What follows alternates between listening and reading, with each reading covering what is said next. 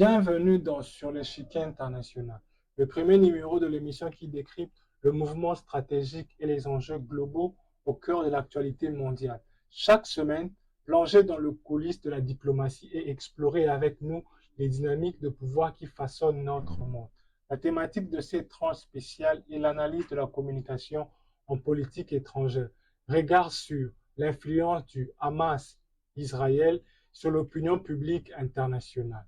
Les basiques est que, de nos jours, la communication est indispensable dans tout le domaine de la vie, en politique, en économie, en médecine, en diplomatie et autres, quelle qu'en soit la circonstance, en temps de paix comme en temps de conflit, verbalement, par écrit ou gestuellement. Les acteurs internationaux communiquent. Ceci fait témoignage de l'omniprésence de la communication en politique étrangère.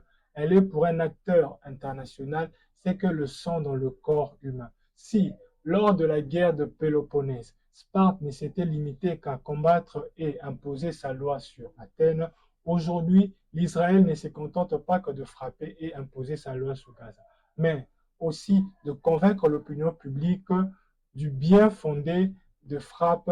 Donc, aujourd'hui, il ne s'agit pas seulement d'agir, mais également de donner une vraie raison de ses actions devant l'opinion. L'analyse de la communication politique étrangère regarde sur l'influence du Hamas Israël sur l'opinion publique internationale. Quelle est la problématique? L'opinion publique constitue une force, objet de toutes les convoitises, notamment de politiques en quête de légitimité. Sur le plan national qu'international, il demeure important pour les hommes politiques de se donner une certaine légitimité et à leur action également. Au-delà d'être un acteur en relations internationales, l'opinion publique est un enjeu pour lequel les acteurs se battent. C'est pour cette raison que les États visent de plus en plus la conquête des esprits avec une main sur l'opinion publique, c'est-à-dire coloniser les esprits du public international, escroquer les psychologies, bref, influencer l'opinion publique internationale. Cet état de choses contraint les États à se munir des stratégies de communication efficaces. Le conflit Hamas-Israël. Depuis l'attaque du Hamas contre Israël le 7 octobre 2023, l'État hébreu et le mouvement islamique palestinien sont engagés dans une guerre ouverte qui se joue également sur le terrain de la communication. Si les deux camps s'affrontent avec des stratégies bien différentes, l'objet est le même.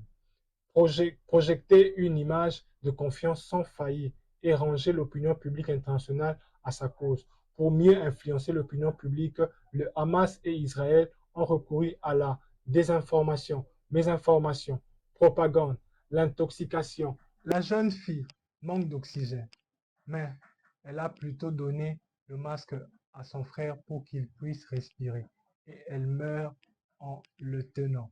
Le petit garçon a survécu. Le recours au deepfake avec des images montées à l'aide de l'intelligence artificielle. Les deepfakes sont une opération de l'intelligence artificielle consistant à monter ou à modifier les images, notes vocales, vidéos et autres contenus pour des fins de désinformation. Ce sont des usurpations d'identité où l'on prend l'identité de quelqu'un et on lui fait faire des choses ou dire les choses qu'il n'a dites ou faites. L'Israël et sa stratégie de la race bara, étymologiquement hébraïque, et signifie l'explication. La Hasbara fait référence à la stratégie de la communication menée par l'État en direction de l'opinion publique internationale. C'est ainsi qu'est appelée la communication d'Israël en direction de l'étranger. On ne frappe pas, on se défend.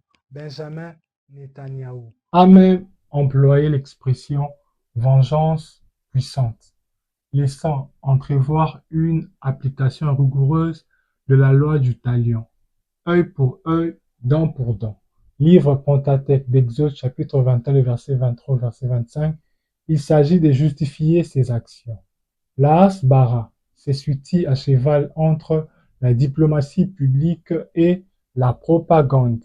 Elle repose sur cette rhétorique huilée, consistant à prétendre démontrer que si l'on critique Israël, c'est que l'on méconnaît la situation. Ainsi, Toute critique à Israël relèverait de l'erreur. Auto-acteur de la Hasbara. Tzahal, très actif sur les réseaux sociaux, notamment sur Twitter, renommé X.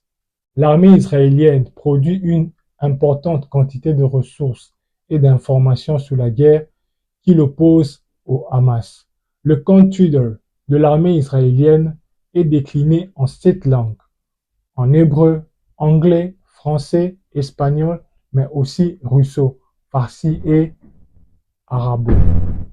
Par ces canaux, commente en direct des opérations militaires qu'elle mène sur la bande de Gaza. Après l'explosion de l'hôpital Ali Arab de Gaza le 17 octobre 2023, où le Hamas a accusé l'armée israélienne d'être responsable, mais alors que l'armée israélienne n'avait pas frappé. Et le porte-parole de Tzahal explique devant le média qu'il s'agit d'un missile du djihad islamique mal tiré. Dans la logique de la Hasbara, le Hamas est un élément à abattre. Il représente un danger permanent pour la région. De tout ce que nous venons de dire, les perspectives sont la suppression et limitation de l'audience de publication pro-palestinien sur certaines plateformes numériques. Les algorithmes peuvent restreindre la portée de contenu jugé sensible que controversé, souvent sous prétexte de violation de règles communautaires. Les publications pro-palestiniennes en particulier sont parfois supprimées ou peu visibles, ce qui limite le débat public. Exemple, en 2021, les militants pro-palestiniens ont accusé Instagram et Facebook de censurer leurs publications sur les affrontements à Gaza, en évoquant des erreurs de modération. Les jeux vidéo étant immersifs et populaires, devient un moyen d'influencer les opinions et attitudes des jeunes. Ou choix proposés dans certains jeux peuvent transmettre des messages politiques, sociaux ou culturels. Exemple, les jeux de Game of Dead a été critiqué pour son traitement de conflits au Moyen-Orient. Certains y voient une narration qui justifie les actions militaires controversées. L'intelligence artificielle serait incontrôlable et difficile à détecter. Avec le progrès de l'IA, notamment dans le domaine de deepfake, de bots et des générateurs de contenu, il devient de plus en plus difficile à distinguer le contenu authentique de celui généré par l'IA. Cela pose de risques de manipulation de l'information et d'éthique. Exemple, en 2023, un deepfake d'un président annonçant une fausse mobilisation militaire a sémé la panique avant d'être démonté. Pour finir, la fabrication de scandales comme moyen largement utilisé, les scandales réels ou fabriqués, servent à détourner l'opinion du public, discréditer un adversaire ou mobiliser l'opinion publique. Leur fabrication repose souvent sur des rumeurs amplifiées par le média et les réseaux sociaux. Exemple, pendant les élections présidentielles, un faux scandale a surgi sur la corruption, a été monté contre un candidat en diffusant des documents falsifiés ou encore des documents fausses influençant temporairement l'opinion publique avant que le fait ne soit démystifié. En conclusion, c'était notre émission sur le chiquet international qui décrypte l'actualité en profondeur. Nous vous donnons rendez-vous pour un prochain numéro. À la prochaine.